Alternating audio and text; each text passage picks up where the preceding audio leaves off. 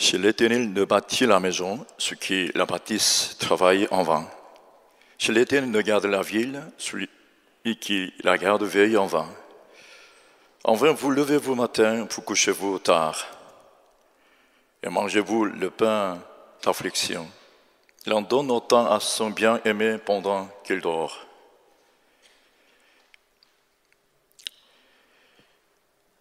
여호와께서 집을 세우지 아니하시면 세우는 자의 수고가 헛되며 여호와께서 성을 지키지 아니하시면 파수꾼의 깨어있음이 허사로다. 내가 일찍 일어나고 늦게 누우며 수고의 떡을 먹음이 헛되도다. 그러므로 여호와께서 그의 사랑하시는 자에게 잠을 주신도다. 아멘. Seigneur, nous venons vers toi, Seigneur. Nous voulons rendre la gloire à toi seul.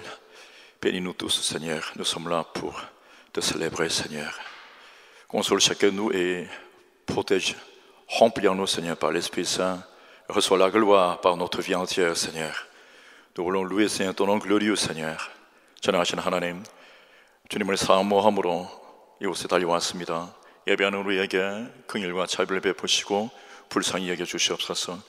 주님을 영원토록 사랑하며 주 예수 그리스도의 영광스러운 이름을 선포하며 평생토록 주를 위하여 살기를 소원합니다. 지친 자들 위로하여 주시고 샘을 얻게 되게 도와주시며 이 모든 영광 주님 홀로 받아 주옵소서. 감사하며 예수님 이름으로 기도합나이다. 아멘.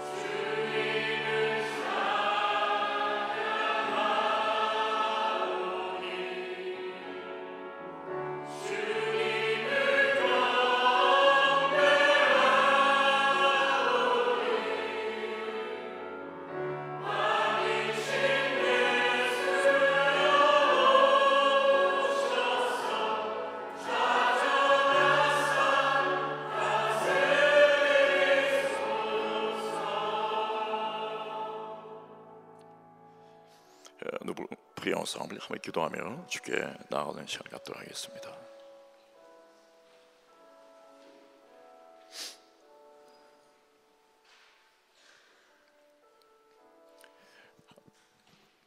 예배를 꼭 그렇게 구분하기란 쉽지는 않습니다만은 또 구분할 이유도 없습니다만은 예배를 드릴 때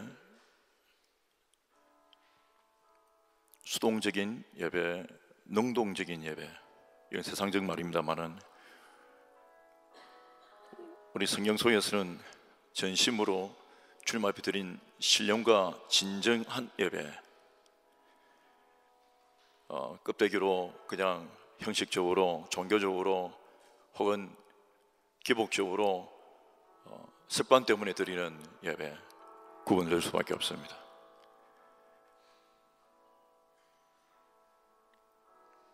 가인과 아벨의 제사에서 극명한 예를 보여주고 있지 않습니까? 하나님께서 받으시고 받지 않으시는가? 주께서 받지 않으시는 예배를 드릴 이유는 없습니다. 그리고 주께서 받지 않으시는 예배는 그 예배하는 자가 예배가 아니고 그 심령에 무서운 것이 자라고 있습니다. 형제를 죽일 수 있는 그런 미움까지, 정욕까지 자랄 수 있다는 걸 알아야 합니다. 하나님께 예배한다는 것은 결국은 형제들을 향하여 그리스도의 사랑과 헌신을 실천할 수 있는 그런 삶으로 변화되는 것을 의미하는 것입니다. 그래서 오늘 이 시간 우리가 예배를 잘 하지 않으면 우리는 껍데기밖에 되지 않고 결국은 누군가를 미워하고 비교하고 시기하고 질투하며 심지어는 돌로 쳐서 죽이게 되는 그런 비참함이 그런 형식으로 일어나지는 않지만 영적 의미는 똑같습니다. 그래서 오늘 이 시간 우리가 예배할 때 내가 온전히 하나님 앞에 예배를 드리면 하나님께서 은혜를 주심으로 내 삶이 부흥이 날 줄 믿습니다. 하나님이여 은혜를 베풀어 주옵소서. 주의 이름에 있습니다. 아마 배운 또 베니스와인을 떠도운 Seigneur, reçois la gloire, Seigneur Jésus. Abba Père, renouvelle chacun de nous, Seigneur, pour que notre soi.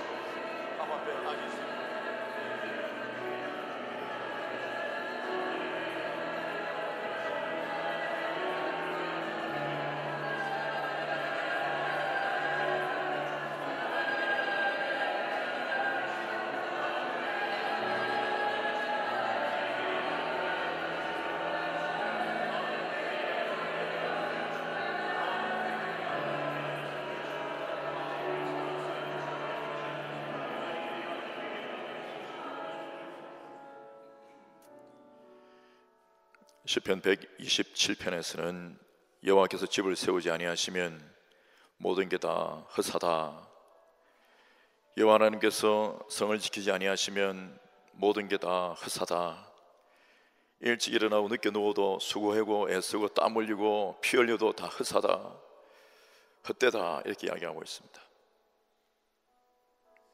당신은 집을 세울 수 있습니까? 건물 짓는 거 말고요. 집안을 세울 수 있습니까? 집안을 잘 세우십니까?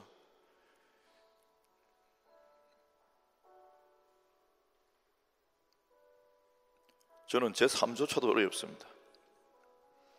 집안은 그냥 내 일신의 목숨 하나 유지하는 것도 쉽지 않았었습니다. 건드리면 자빠지고 바로 병들고 소망도 없고 절망 가운데서 살아간다는 자체가 고통이었던 시절이 있었습니다. 하나님이 아니시면 아무것도 못합니다. 이게 솔직한 고백입니다.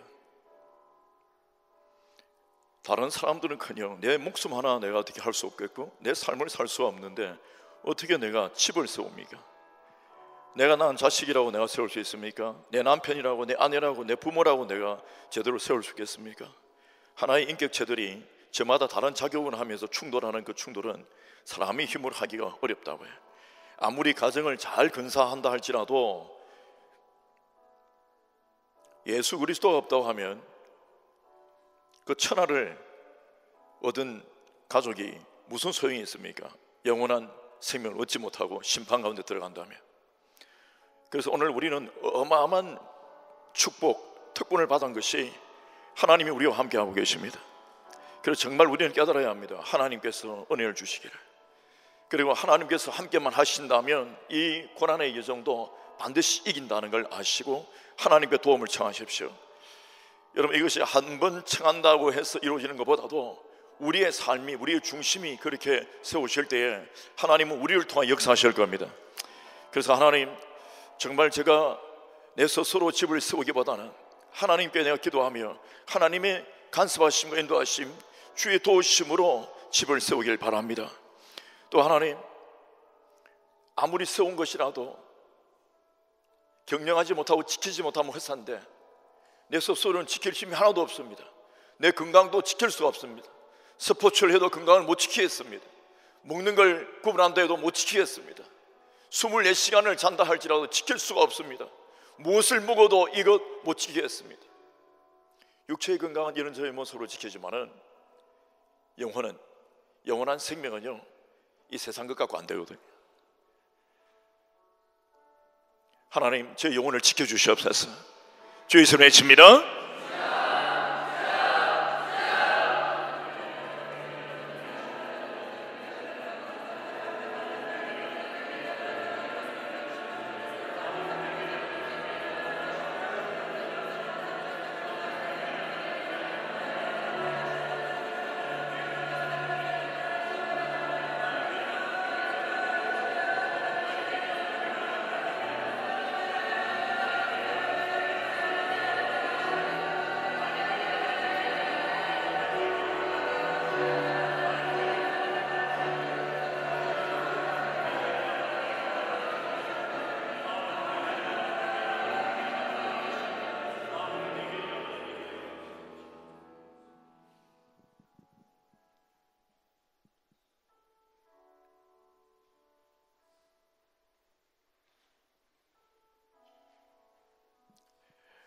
그 누구도 우연히 예배 처소에 나온 사람은 없습니다.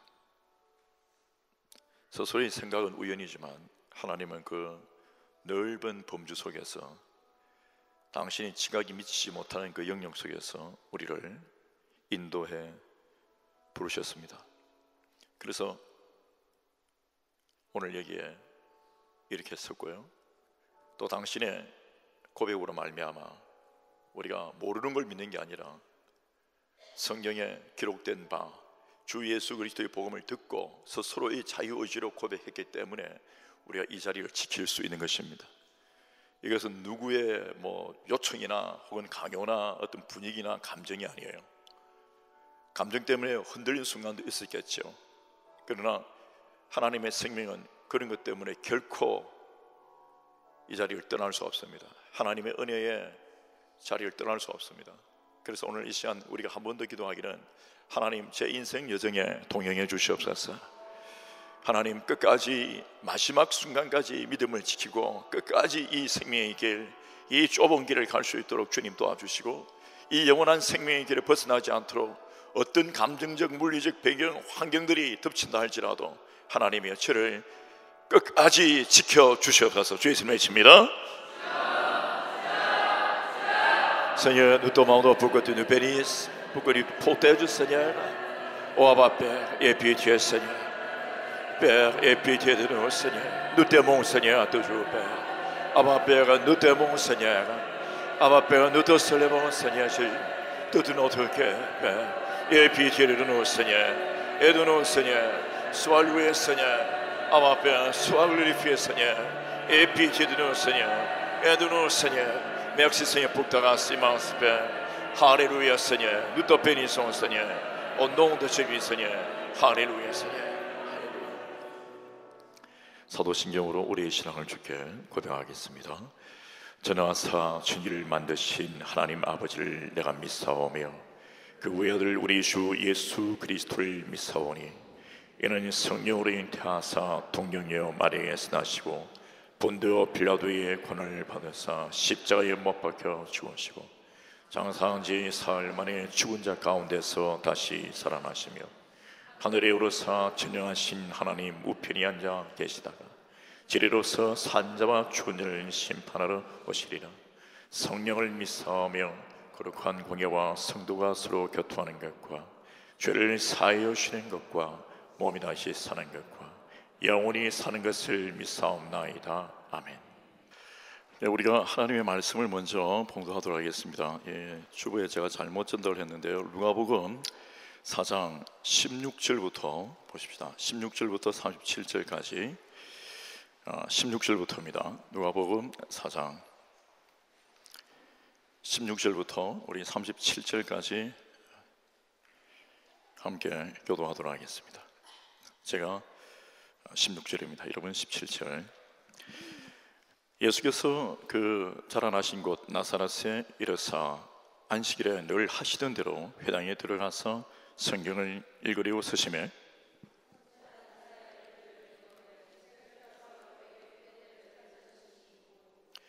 주의 성령이 내게 임하셨으니 이는 가난한 자에게 복음을 전하게 하시려고 내게 기름을 부으시고 나를 보내사 포로된 자에게 자유를, 눈먼 자에게 다시 보게 함을 전파하며 눌린 자를 자유롭게 하고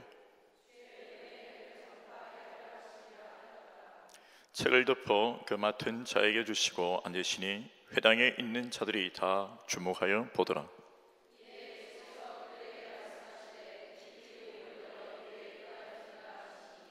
그들이 다 그를 증언하고 그 입으로 나오는 바 은혜로운 말을 놀랍게 여겨 이르되 이 사람이 요셉의 아들이 아니냐.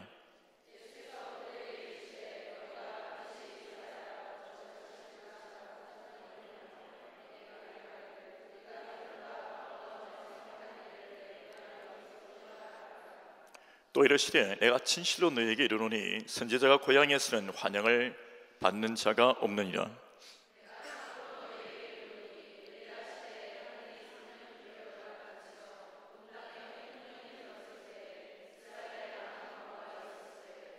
엘리야가 그중 한 사람에게도 보내심을 받지 않고 오직 시돈 땅에 있는 사렙다의 한 과부에게 뿐이었으며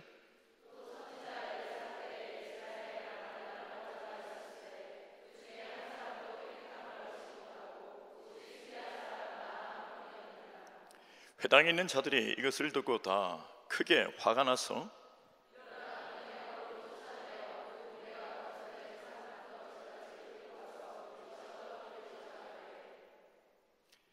예수께서 그들 가운데로 지나서 가시니라.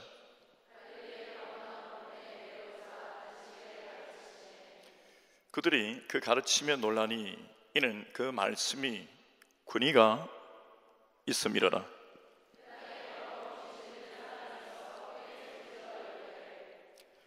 아 나사렛 예수여, 우리가 당신과 무슨 상관이 있나이까? 우리를 멸하러 왔나이까? 나는 당신이 누구인 줄 아노니 하나님의 거룩한 자이니이다.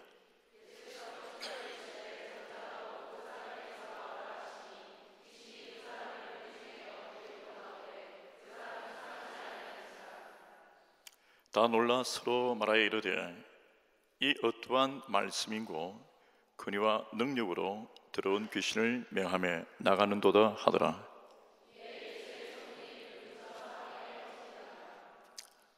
아멘. 주님 사랑하시면 아멘 하십시다. 그 옆에 분에게 한번 불을 한번 인사합시다. 꼬망 딸내부. 그리고 한 번 더 여쭤보세요. 정말 잘 지내시는 거 맞습니까?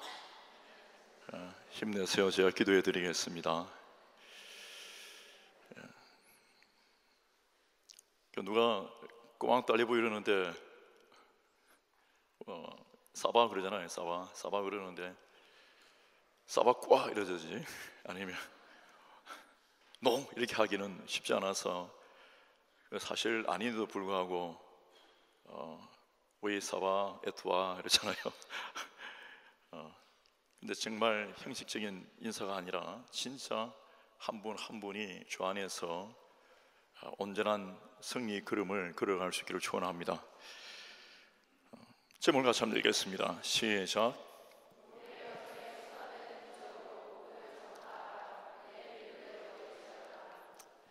우리는 변화, 성장, 부흥이라는 주제로 오늘 주일 7번째 시간을 맞았는데요.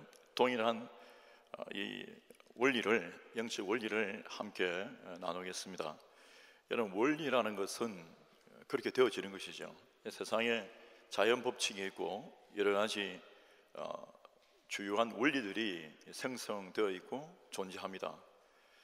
그러니까 영적 원리는 다른 차원입니다. 그렇다고 해서 하나님이 영적 원리인 것은 아니에요. 물론 하나님 주신 이 영적인 말씀과 또 하나님의 그 은혜가 여러 가지 우리의 삶 속에 어떤 원리들을 이렇게 제시하시고 또 영적인 어떤 그 고찰을 통해서 우리가 배우고 얻은 게 있죠. 그렇다고 해서 여러분, 하나님의 그 주권과 절대 주권과 하나님의 그 인격과 하나님의 섭리, 하나님의 의를 무시한 채 하나님을 마치 도구로 생각해서 그 원리를 배워갖고 뭔가를 찾아내고 얻어서 내가 뭘 누리고 하는 그런 게 아닙니다. 그래서 우리가 영적 원리를 가지고 이야기할 때 원리만 어떤 도구로 배우는 것은요, 잘못된 발상입니다. 그래서 하나님을 더욱더 잘 섬기고 하나님의 절대 주권을 이해하기 위함입니다. 그리고 어떤 경우에는 그 영적 원리라고 하는 우리가 가지고 있는 어떻게 보면 완전하지 못한 지식이죠. 하나님은 완전하시지만 우리가 이 육체를 갖고 주님을 섬기고 이 땅에 살아가고 있는 우리는 우리의 지식이 완전하지 않습니다. 고린도전서 13장 후반부에 교류하고 있는 것처럼 우리가 알고 있는 것이 좀 희미한 것도 있어요. 모든 걸 우리가 다 아느냐, 천국에 대하여 모든 걸 다 아느냐, 모든 영적 원리를 우리 다 알 수 있느냐, 그런 건 아니에요. 그러나 중요한 것은 성령께서 우리를 인도하여 계시고 더 중요한 것은 하나님의 섭리, 하나님의 절대 주권을 인정하는 것입니다. 그래서 모든 걸 영적 원리를 가지고 자꾸 잣대를 대면 우리도 큰 오류를 범하게 되고요. 영적 원리는 중요합니다. 그러나 더 중요한 것은 하나님을 경외하고 하나님을 사랑하는 겁니다. 그래서 이 영적인 지식을 도구로 생각하면 안 되고 하나님을 더욱더 잘 섬기고 두려워하며 경외하며 영화롭게 하기 위한 도구로 생각해야 합니다. 저는 리일에서 오늘 이렇게 차를 타고 왔는데, 물론 새벽에 또 떠났다 왔지만 약 20년을 다녔습니다. 보통 주일날 많이 움직이고 또 다른 주중에 움직이기도 합니다만은 주일날 올 때는 보통 비슷한 타임에 오죠. 그래서 하나의 일정한 패턴이 있습니다. 항상 똑같은 건 아니죠.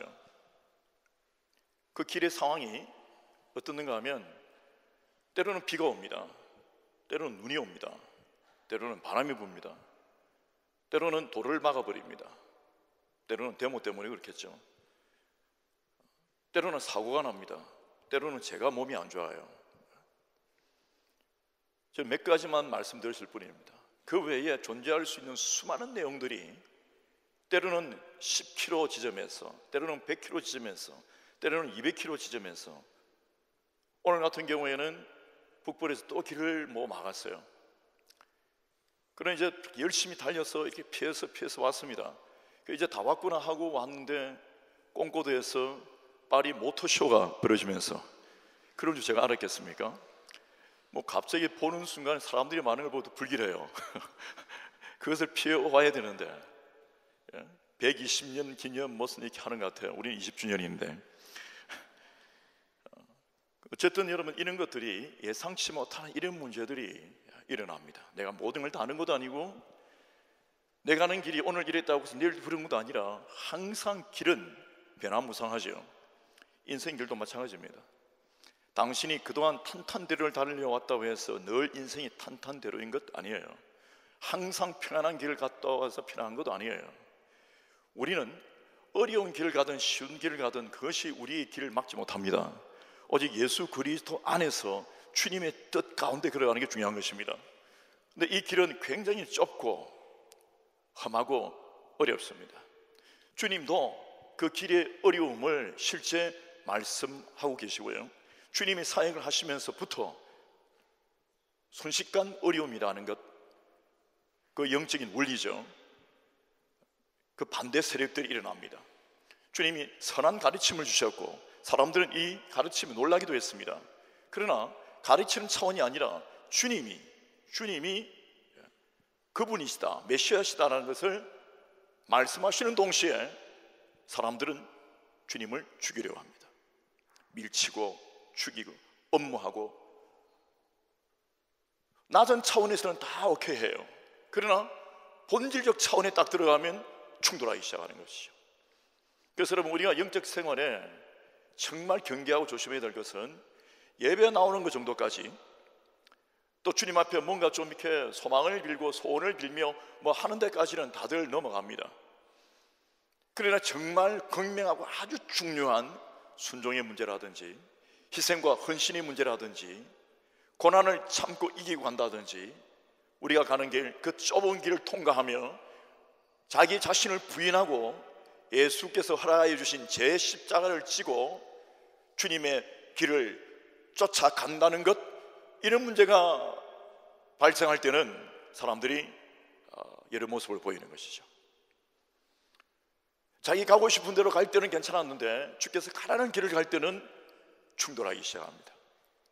자기 하고 싶은 거 할 때는 괜찮았는데 예배하는 것도, 주님께 드리는 것도, 헌신도 희생도 자기 원하는 것을 할 때는 그래도 괜찮았는데 자기가 원하지 않는 일, 하나님께 다른 것을 요구하실 때는 충돌하는 경우를 볼 수 있죠. 그래서 이런저런 모습, 그 시간과 여정을 보내다 보면 정말 알곡 같은 그리스도인들, 정말 주님을 경외하며 주님을 사랑한 아벨 같은 그리스도인들이 있고요, 그렇지 않으면 늘 제사의 자리에는 있었지만 그 마음이 다른 곳으로 차 있었던 가인 같은 존재도 있는 것입니다.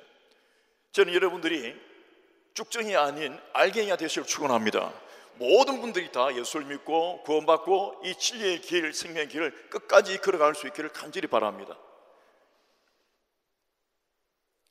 예수님께서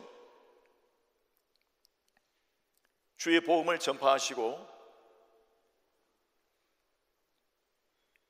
그리스도 예수의 생명 복음이 그들 귀에 들리니까 반응들이 일어납니다. 그리고 주님이 그 메시아라는 사실 때문에 그들은요, 믿어야 될 것을, 감사하고 받아들여야 될 것을 뭐라는가 하면 요셉의 아들이 아니냐, 나사렛에서 태어났는데, 속으로 뭐냐면 부정하는 거예요. 처음에는 좀 신기하다, 대단한데, 참 설교 잘한다 했다가 조금 더 깊이 있게 들어가니까 반대 세력이 드러납니다. 그리고는 주님을 해코지를 하려고 하는 거죠. 화가 치밀었습니다. 크게 화가 치밀었습니다. 분노하는 거죠. 여러분, 조그만 온도에서는 표가 안 나다가 좀 더 온도가 높아지면 그때는 드러납니다. 어두운 빛에서는 알 수 없다가 빛이 좀 밝아지면 보입니다. 멀리서는 안 보이는데 현미경, 허블 렌즈를 갖다 대면 그냥 다 보이는 거죠. 없는 것 같이 여겨졌다가 드러나는 것입니다.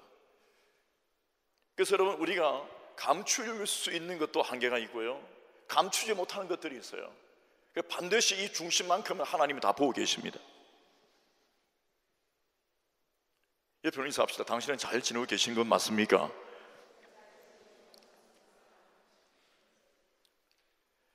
여러분, 우리는 어떠한 내용을 체계적이고 조직적으로 제대로 파악하기 위하여 방법론을 씁니다. 메소드라고 부르죠. 방법론을 씁니다. 그래서 그것에 근접할 수 있는 어프로치들이 상황에 쫓아서, 사람의 능력에 쫓아서, 환경에 쫓아서, 또 목적과 조건, 이유들에 쫓아서 여러 가지들이 존재하게 되는데, 이 방법론이 잘못되면 모든 게 다 틀린 결과를 가져옵니다. 그리고 그런 어떤 어프로치, 접근법이 어긋나면 다른 결과를 갖고 옴에도 불구하고 본인은 그것이 맞다고 확신을 하는 것이죠. 진리가 아님에도 불구하고 본인이 가지고 있는 하나의 어프로치, 두 개의 어프로치, 주관적이고 감정적이며 자기 개인에 속한 경험적 어떤 접근법을 가지고 마치 진리이냐 확실히 믿으며 이게 전부 다라고 고집하는 교만한 형태를 볼 수가 있습니다.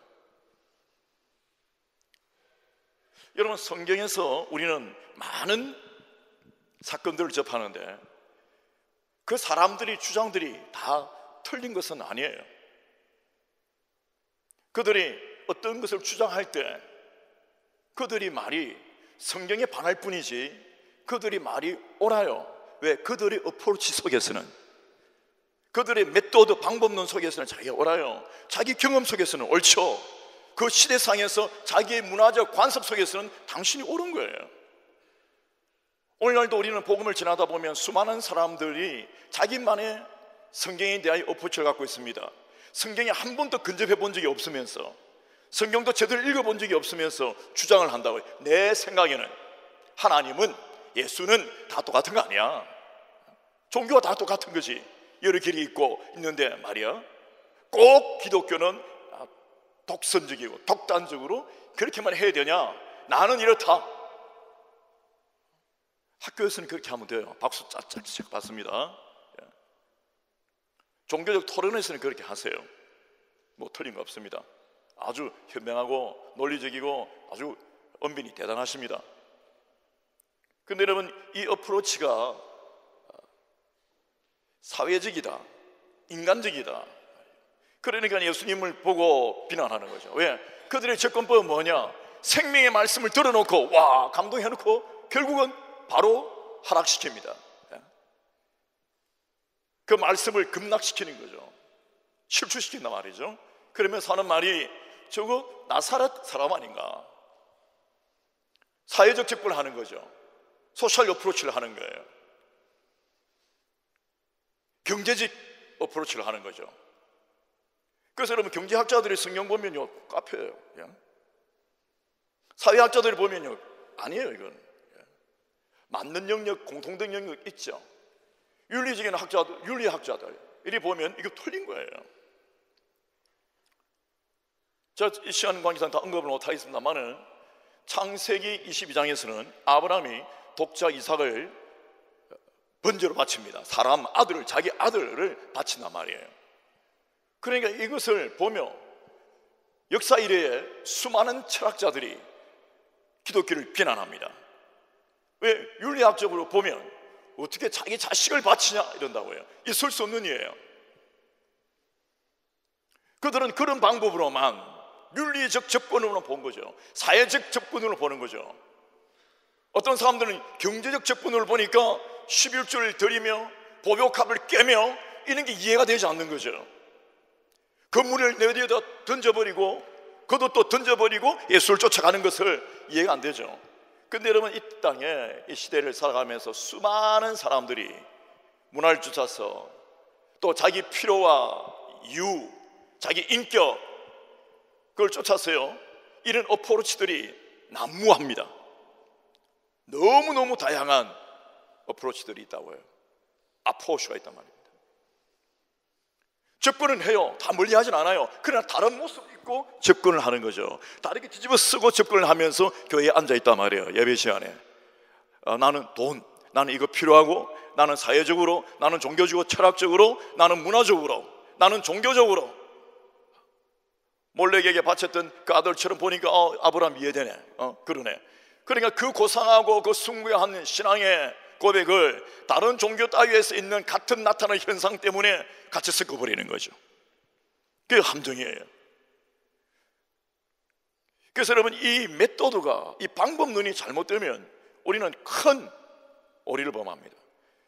근데 마귀의 공격은 뭐냐면 하지 마라가 아니에요. 가지 마라가 아니에요. 방법론, 이 어프로치, 이걸 뒤바뀌어 버리는 거죠. 가인이 예배 안 했습니까? 했습니다. 그런데 그게 다른 거예요. 아벨과 다른 거예요. 왜? 어프로치가 다른 거예요. 다른 이유인 거죠. 인간적이고 정욕적이며 세상적이고 교만한 거죠. 하나님을 신령과 진정으로 예배할 수 없었던 거죠. 그런데 여러분, 오늘날 시대의 문화가 발달하며 사람의 이 죄악이 더욱더 우리 이 모든 이 땅 가운데 문화 속에 세속화된 이 환경 속에서는 발달된 수많은 어프로치들이 심지어는 교회 제도를 타고 들어와서 존재합니다.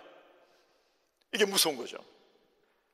그래서 정말 주님께서 뭐라고 하셨는가, 주님께서 명하신 것을 보면 압니다.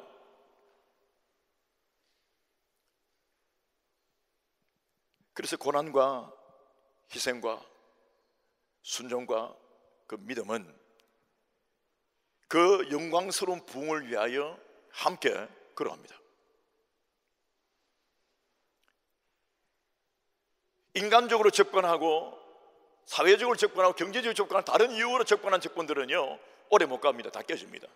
그래서 좁은 길, 가시밭길, 좁은 문, 이 고난의 길, 그리스도를 위하여 고통하는 삶, 이런 것들이 주님이 우리를 그냥 고생 좀 하라고 하신 것 아니에요. 그래야지 안에서 정금과 같이 순전한 믿음을 갖게 되고 진짜 참 믿음을 공급받게 되며 그 믿음으로 예수를 붙들고 저 천국까지 들어가는 거죠. 시작은 많습니다. 수많은 사람들이 함께 시작합니다. 몇 명이나 끝까지 갈까요? 마라톤보다도요 성적이 훨씬 더 나빠요. 영적인 삶의 결과가요, 마라톤을 요땅 하면 대충 걸어서라도 들어오긴 들어옵니다. 시간차지만. 그런데 수많은 사람들이 예수를 안 믿지만 믿는 수많은 사람들 속에서도 결국 마라톤보다도 못한 성적이라고요. 결국은 못 들어갑니다. 꼴이 나지 못한다고요. 옆에 인사합시다. 당신은 완주하십시오. 예수님께서 친히 예수님을 영접한 사람들과 예수님을 거부한 사람들을 설명하시면서 오늘 엘리야 이야기를 하십니다. 그러니까 엘리야가 주인공이 아니라 사실 우리가 잘 알고 있는 사렙다 과부의 이야기예요. 사렙다라는 지역에 과부가 있었는데 그 어떤 수많은 과부들이 다른 지역에도 많고 이스라엘이 많지만 그 기근 때문에, 그 가난하고 그 가뭄 때문에 사람들이 다 이제 말라서 죽어가고 있는 상황에 하나님은 엘리야를 어디다 보내는가? 그가 사랑하는 쓰는 종 엘리야를 사렙다에 있는 과부에게로 보냅니다. 이걸요 사회적으로 혹은 논리적으로 접근하게 되면 이해가 안 됩니다. 왜? 그래서 사실 많은 것들이 믿음이 아니고는 깨달지 못하게 되겠어요. 믿음의 접근, 믿음적 접근이 아니군 이 어프로치가 믿음으로 되지 않으면 이해도 안 되고 답답하고 클클하고요, 머리 아프고 의문투성입니다. 계속해서 우리가 의문을 갖고 받을 수 있죠. 질문이 많아요. 좋습니다. 그런데 믿음적 접근을 갖게 되면 질문하는 동시에 답이 생겨요. 할렐루야. 성경에서 도우신단 말이죠. 그래서 여튼 이 사렙다 과부가 있는 곳으로 보내심을 받았는데 그 과부도 아이가 한 명이 있고 이제 기근 때문에 죽으려고 합니다. 자살한다는 건 아니지만 오늘 내가 집에 남아있는 이 마지막 가루, 밀가루 같은 거 이걸 가지고 기름 한 방울 마지막 남은 거 이걸 가지고 저 배고프다고 울고 있는 내 아들 쟤에게 한번 먹여주고 빈대떡 하나 구워주고 나 죽어야 되겠다. 그래서 크랩을 구우려고 이제 숲속에 가서 나무를 이렇게 줍다가 엘리야를 만납니다. 엘리야가 하는 이야기가 그거 구워서 내가 배고프니까 내한테 바치라 한다고요. 근데 거기에 이 여인은 노 하지 않습니다. 화내지도 않고요, 질문도 안 합니다. 내 아들이 어떻는데 배가 고픈데 이렇게 울고 있는 소리가 안 들리냐고 하고 하지도 않습니다. 이런 뭐 이렇게 욕도 하진 않았어요. 아멘 하고 굽습니다. 그리고 그것을 엘리야에게 바칩니다. 여러분 이 장면을 보고 당신이 사회학적으로 아니 경험적으로 당신의 가정문화를 가지고 접근해 보십시오. 이거는 뭐 말도 안 되는 거죠. 형언할 수 없어요. 이거는 그 어떤 접근이라도 이해가 안 되는 장면입니다. 너무 몰지각하고 비논리적이고 비합리적이며 비인류적이고 이거는 사회법에도 어긋나는 거죠. 그런데 그것을 엘리야가 먹어버립니다. 그럼 그 여인은 뭐예요?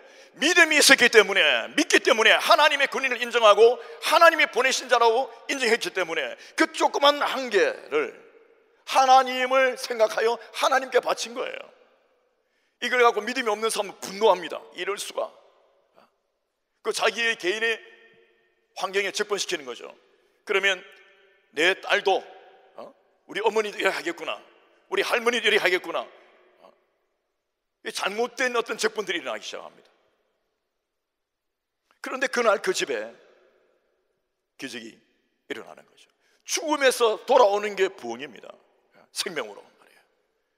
끝나서 기근 속에 완전히 뭐 패망한 거죠. 온 나라가 패망했는데 거기에서 살아날 수 있는 방법에는 없어요. 하나님 외에는. 그 기적이에요. 그런데 그게 그 기적이 어떻게 일어나느냐? 과학적 접근으로 이해가 안 돼요. 경제적으로도 이해가 안 돼요. 그 좋은 게 있었으면 팔아서 얼마나 됐을 건데 그걸 숨겨놨다 하나님께서 그냥 바로 막 부어버리시는 거죠. 그 집에 밀가루가 갑자기 막 넘쳐 흐릅니다. 통에 기름이 막 줄줄 넘칩니다. 그리고 결코 마르지 않는단 말이죠. 계속해서 공급된다고 해요. 여러분, 이걸 어떻게 설명할 거예요? 믿음이 아니고는 이해 못한다고요. 그런데 그 여인이 믿음을 갖고 있었다. 아니, 그 여인이 어디에서 어떻게 어떤 방법으로 신앙생활을 했길래, 어떤 은혜가 있었길래. 사실은 우리가 보면요, 교회에 오래 다녔다고 해서 접근법이 다르면요, 접근법이 다르면 오래 다녔다고 해서 믿음이 생기는 건 아닙니다. 사실은 뭐 교회 몇 번 못 나와서 이제 시작인데도 불구하고 믿음이 있죠. 참 이게 참 그게 그래요. 그래서 주님께서는 그 백부장 이야기를 하시면서 뭐라고 말씀하시는가 하면 마태복음 8장 6절 이하에 보면 나옵니다. 결국은 예수께서 백부장에게 이르시되 가라, 내 믿음대로 될지어다. 이스라엘 중에서 이런 믿음의 사람 나 본 적 없다. 야, 이스라엘 중에서도 이런 사람 없는데 이 이방인인데 어떻게 이 사람이 이렇게 큰 믿음을 갖고 있는가? 이런 믿음 보았나? 그가 어떤 접근을 하는가 하면요, 자기 하인이 병들어 죽게 되었습니다. 그런데 예수님께는 막 달려왔고요, 예수님 앞에서 이야기합니다. 제 하인이 죽게 됐습니다. 살려주시옵소서. 그럼 너희 집으로 가자. 아, 제가 주님을 우리 집 지붕 밑에 모시는 게 감당이 안 됩니다. 왜? 내 같은 사람 이 집까지 오셔서 이 누추한 곳에 하는 게 감당이 안 되고, 어떤 경우에는 자기 집에 모시고 사람 초청도 하고요, 어떤 사람들은 예수님의 명예가 있고 유명세가 있으니까 당시에 나도 이런 유명한 어떤 종교인 우리 집에 초청했다 하고 막 밥을 베풀면서 하긴 하죠. 어프로치가 다른 거예요. 결국 자기예요. 근데 오늘 이 사람은 자기가 요구해놓고 주님 앞에 우리 하인 고쳐주세요 그래놓고 죽어가고 있습니다. 그럼 너희 집에 가자. 아, 아닙니다. 우리 집에 이게 남루하기 때문에 제가 이렇게 감당하기 없습니다. 할 수 없습니다. 주님은 너무 위대하시기 때문에. 그러면 어떻게 하란 말인가? 어떻게 하란 말인가? 여러분, 그게요 아주 놀라운 겁니다.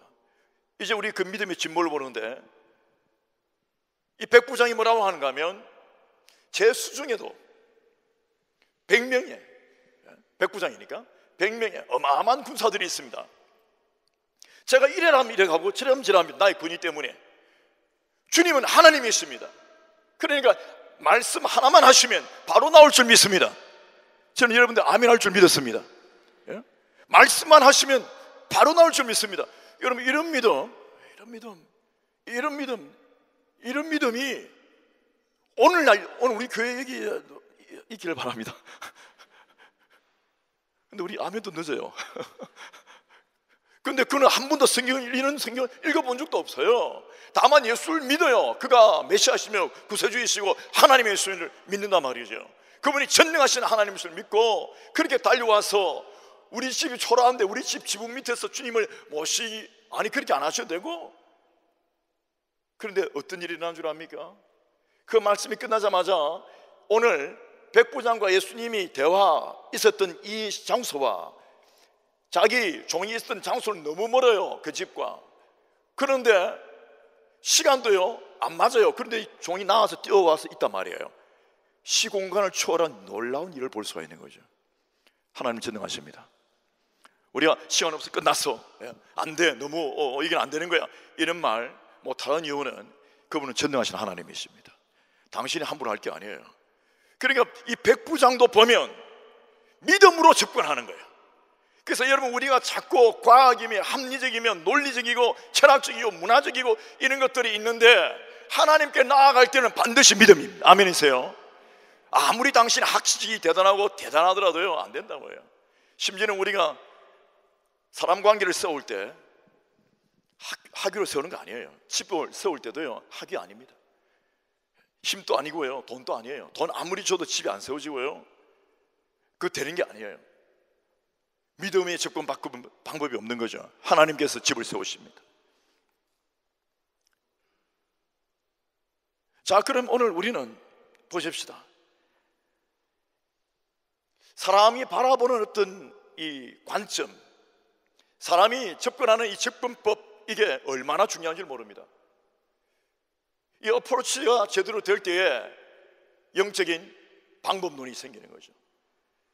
그 안에도 동일하게 하나님의 영광, 그분께 영광을 돌리기 위함이지 우리의 능력을 나타내기 위함이 아닌 거죠.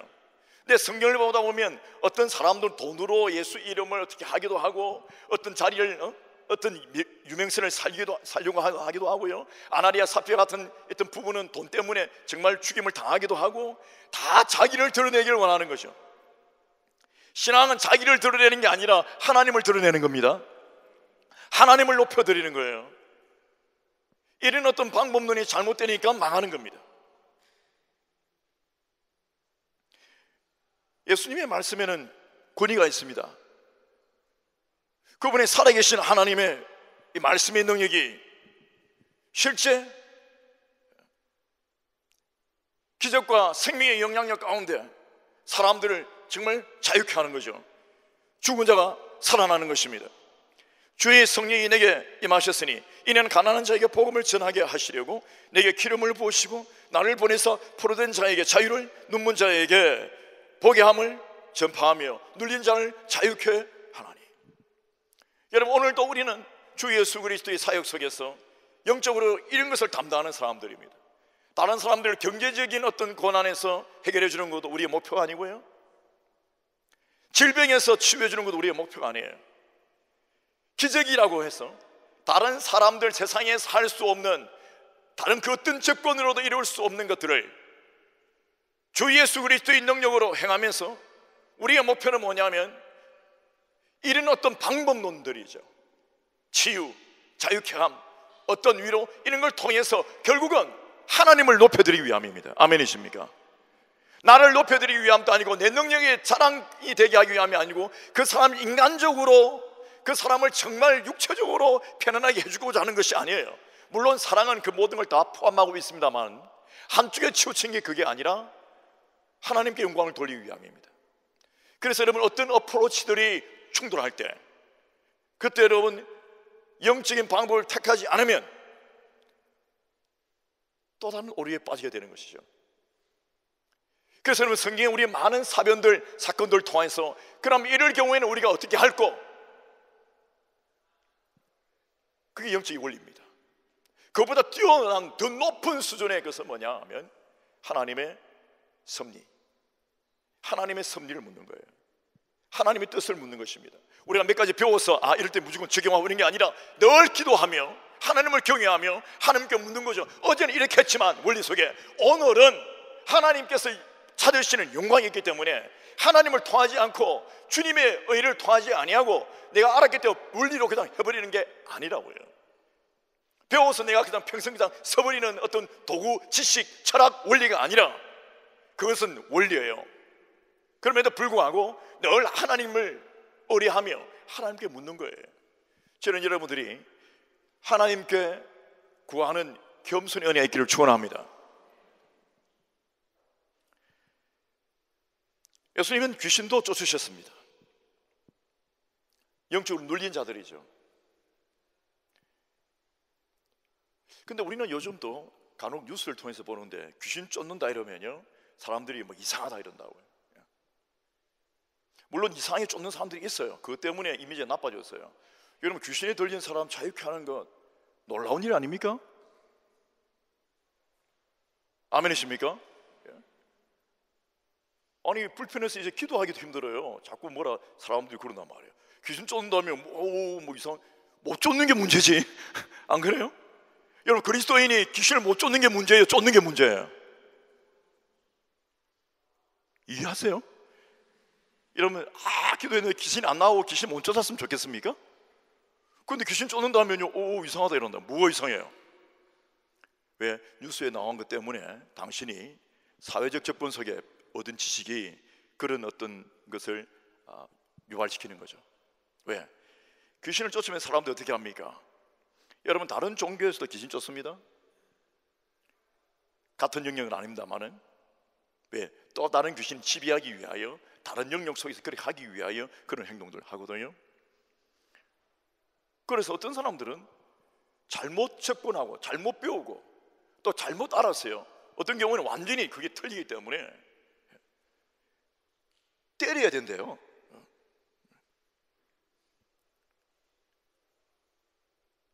여러분, 지금 영적 오퍼레이션입니다. 스피리추얼한 거라고요. 그런데 손바닥으로 때린다고, 몽둥이에 때린다고 해서 귀신이 나가요? 그러니까 하나는 알고 뭔가 영적으로 뭐 하려고 했겠죠. 그런데 완전히 다른 것을 한다고. 왜 그런 줄 압니까? 다른 종교에서 잘못 배워서 도입시켜서 그렇거든요. 가져다가 그럴 설득합니다. 귀신하고 막 대화하면서 막 묻고 막 이야기하고 한다고 해요.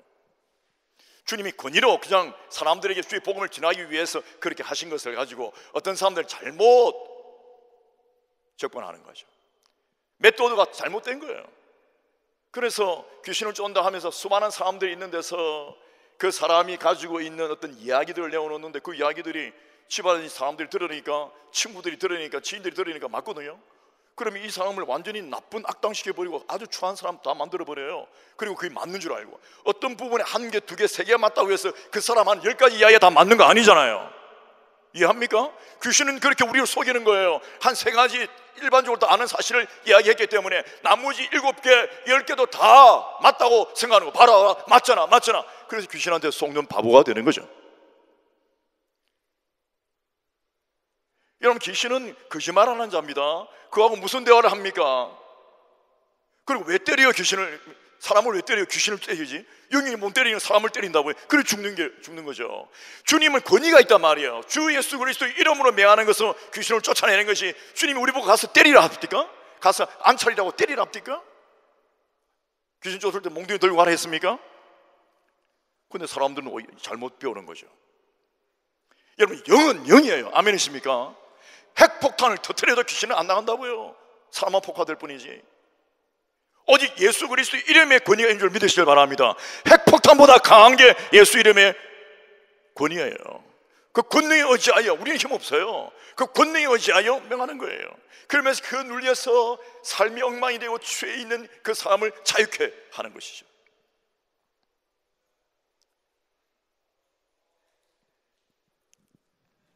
자, 말씀을 제가 정리해 보겠습니다. 저는 오늘 이 말씀을 전하면서 성경에 얼마나 많은 기적 사건들이 있었는가를 여러분들과 함께 다시 한번 생각해 보기를 바라는데요, 그 기적이 일어나는 이유들은 뭐냐면 사람들이 배불리 먹기 위함도 아니에요. 그 인간적인 거죠. 경제적인 게 아닙니다. 주님이 기적과 이적을 베풀어 주신 것은 광야 시절 때도 마찬가지입니다만은 하나님을 믿게 하기 위하여요. 하나님께 영광 돌리고 하나님을 감사하기 위함입니다. 하나님의 주체예요. 인본주의 사상은 꼭 인간이 주체가 됩니다. 자연주의자들은 자연이 주체예요. 인간도 아니에요. 자연이에요. 도룡뇽 뭐 이런 거, 뭐 나비, 벌 이런 게 중요해요. 개의 권위가 중요하고 고양이의 권위가 중요하고 벌의 권위가 중요하다고 해요. 다 소중해요. 그러나 인간이 가장 중요합니다. 아멘이세요? 인간보다 소중한 것은 하나님이십니다. 이게 여러분 우리가 갖고 있는 접근이에요. 모든 걸 접근할 때, 이 세상에 존재하는 모든 것을 우리가 접근할 때, 이해할 때 우리는 하나님의 권위, 하나님의 영광이 가장 우선순위입니다. 아멘이십니까? 심지어 내 인생 속에서라도 하나님의 영광, 내가 좋아하는 게 아니고요, 내하고 가까운 게 아니고 내가 민감한 게 아니라 하나님의 영광. 여러분, 그것이 기적을 일으키는 이유예요. 그것을 허락해 주신 이유이기도 하고,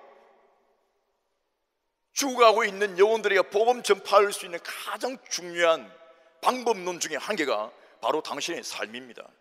당신의 삶에 만약에 기적이 일어난다면, 당신의 삶이 변한다면 그보다 위대한 복음 전파 방법은 없습니다. 소경이 눈을 뜨고요, 안전병이 일어나서 뛰고요, 그러면서 그 주변의 사람들이 박수치고 예수를 믿는 거예요. 완전히 무너진 사람이 절망 가운데서 죽어가는 사람이 생명으로 나오고요, 이런 변화가 일어나는 것이죠. 베드로가 물고기를 잡으려고 밤새도록 그물을 던졌는데 잡히지 않았습니다.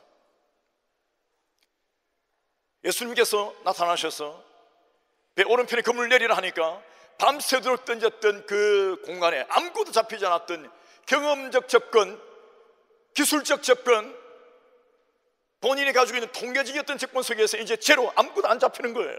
그러나 모든 접근들을 부수고 뛰어넘으며 말씀 가운데 의지해서 이제 말씀으로 접근하는 거예요. 바다에. 엄격히 말하면 갈릴리에 말이에요. 말씀으로 의지해서 접근하니까 물고기가 생기더란 말이죠. 할렐루야. 그러니까 이게 153마리라고 하는 어마어마한 큰 물고기, 이전에도 잡아보지 못한 것. 여러분, 하나님이 간섭하시면, 자연적인 게 아니라 하나님이 간섭하시면 포도주가 생성된 것처럼, 그 질 좋은 포도주가 그 물이 변해서 만들어진 것처럼은요, 메이드 인 믿음은 다르단 말이죠. 정말 믿음으로 얻은 것은요, 본인 스스로가 어떤 것을 통하여 변한가 보다 믿음을 통하여 변하면 다릅니다. 그것으로 하나님께 영광을 돌리는 거죠. 그때 예수를 믿어버립니다. 할렐루야. 그물 던지고 물고기도 던지고 배도 던지고요, 예수를 믿어버린다고요. 이게 여러분 기적이에요.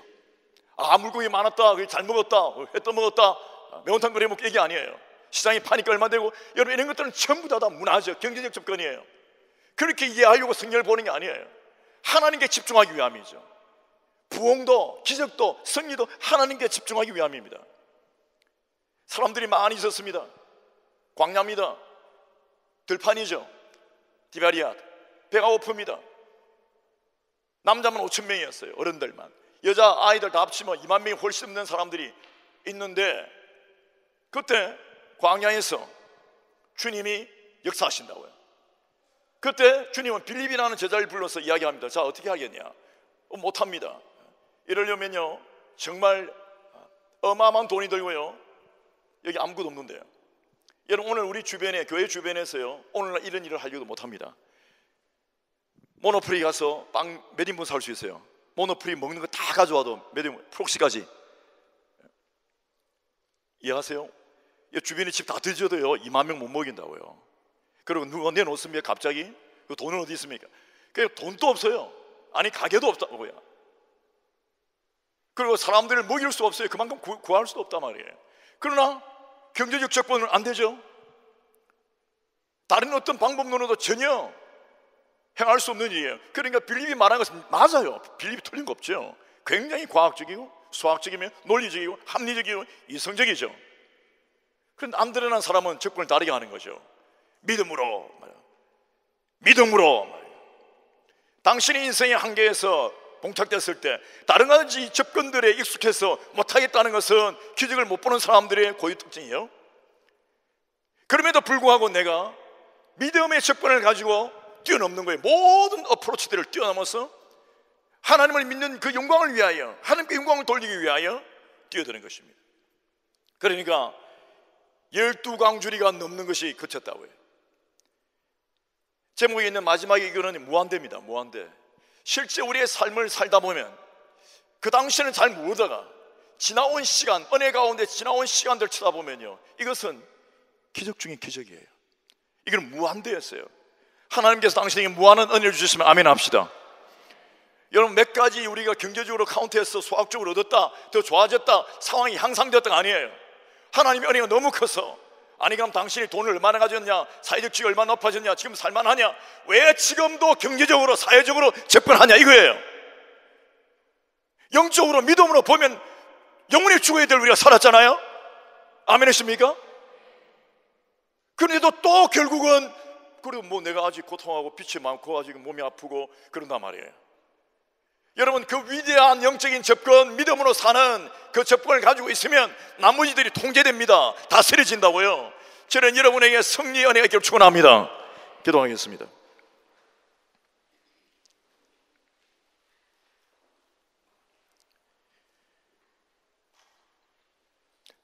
결국은 믿음이에요. 믿음의 접근 외에는 방법이 없습니다. 믿음보다 경제적, 사회적, 철학적, 윤리적, 문화적, 뭐 기타 여러 가지 패밀리적 접근이 더 빠르죠. 쉽죠. 있어 보이죠. 그럴싸해 보이죠. 근데 거기는 생명이 없어요. 기적이 일어나지 않습니다. 부흥도 없습니다. 부흥 사건들 다 보면 거기에 기적을 수반하는 경우가 너무 많은데, 사람이 변하든 환경이 변하든 어떤 기적 사건들이 일어납니다. 주님의 간섭하심으로.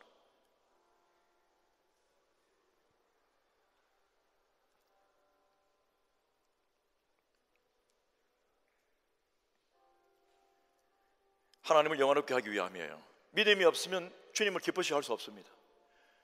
우리가 믿음 생활하니까 믿음이 가볍고 뭔가 이상한 새로운 것을 보며 어떤 환상을 바라보고 다 좋은데, 여러분 그거 아니에요. 뭔가 새롭게 생성되고 막 하는데, 여러분 믿음으로 모든 걸 다 얻는 겁니다. 아멘이십니까? 은사도 소중하죠. 그런 은사로 접근하는 게 아니에요. 믿음입니다. 하나님께 나아갈 때는 은사를 갖고 나올지라, 이게 아니라고요. 은사 소중해요. 그러나 정말 중요한 것은 믿음이란 말이죠. 본질은 믿음이란 말이죠. 하나님께 나오는 자는 학위를 갖고 나올, 돈을 갖고 나올, 이게 아니에요.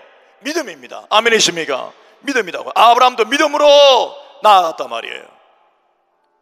히브리 11장 보세요. 전부 다 믿음입니다. 기적 사건의 위대한 인물들이 동일하게 수록되어 있는데 전부 다 그들은 믿음이었어요. 그러면 하나님도 숫자를 무시하지 않습니다.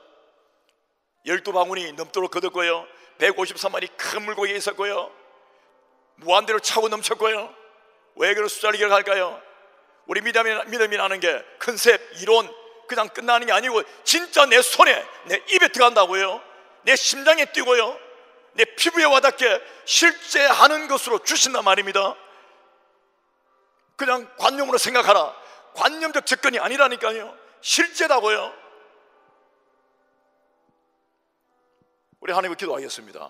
하나님, 제게 믿음을 주옵소서.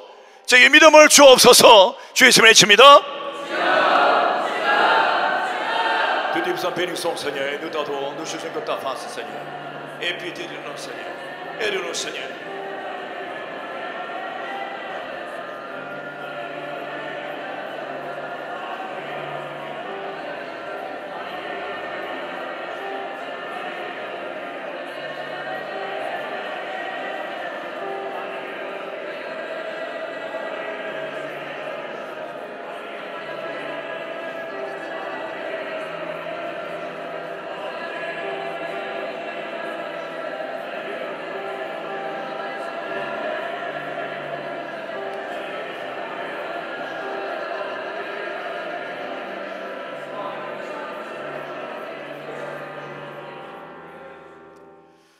저를 위해서 기도해 주시면 일어서시면 기도하겠습니다. 우리 서신 분들 위해서 한 마음으로 한번 기도하실 때,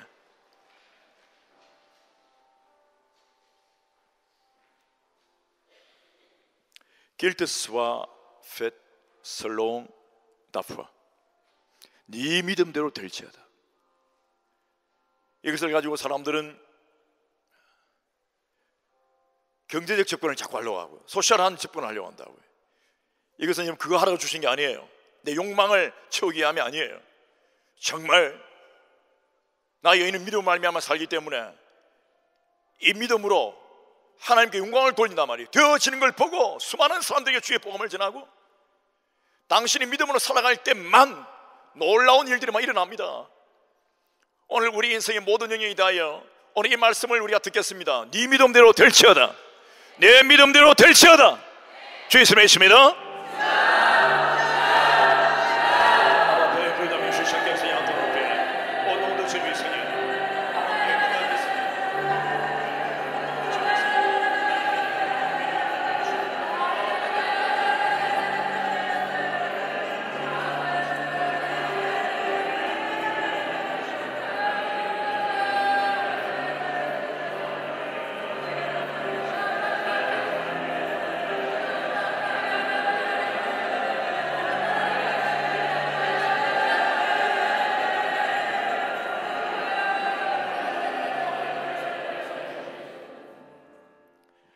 우리 이분과만 묵상하겠습니다. 당신 인생은 반드시 부흥해야 합니다. 당신 인생 부흥의 여정이, 그 길이 꼭 쉬운 것만은 아니에요. 주님도 주의 생명의 복음 전하실 때 그 길 가시면서 그 역하는 자들, 반역하는 자들이 그렇게 공격했습니다. 기적이 일어날 때마다 주변에 많은 사람들이 예수를 믿습니다. 사마리아 여인은 그 기적을 다른 게 아니라 인격적 그 자체로 받아들였습니다. 갑자기 물동이에서 물이 쏟아지고 이런 건 아니었어요. 갑자기 남편들이 정리되고 이런 것도 아니었어요. 그녀가 정말 생수 대신 예수 그리스도, 영원한 생명수 대신 예수 그리스도를 믿었고, 그러니까 그 안에서, 그 뱃속에서 기쁨이 쏟아져 나오는 거예요. 생수의 강이 터져 나오는 거죠. 그 음성을 듣자마자 마을에 있는 모든 사람들이 음성 달라진 것 하나만으로 다 모입니다. 대단한 인물이 아니었고 반대적 입장에 살았다고요. 부정적. 이게 달라지는 거죠. 당신의 인생의 여정에 부흥의 길을 축원합니다. 수많은 영혼들이 당신의 믿음으로 말미암아 일어난 그 부흥을 보고 주께 돌아올 수 있기를 축원합니다. 우리의 집은 여호와 하나님께서 세울 수 있습니다. 우리의 인생을 지키는 이도 여호와 하나님밖에 없습니다. 다른 접근하지 마십시오. 모든 수고와 모든 노력이 다 헛으로 돌아갈 겁니다. 하나님을 끝까지 믿으시고 주님만을 영원롭게 할 수 있게 주님을 축원합니다. 우리 찬양을 마치겠습니다.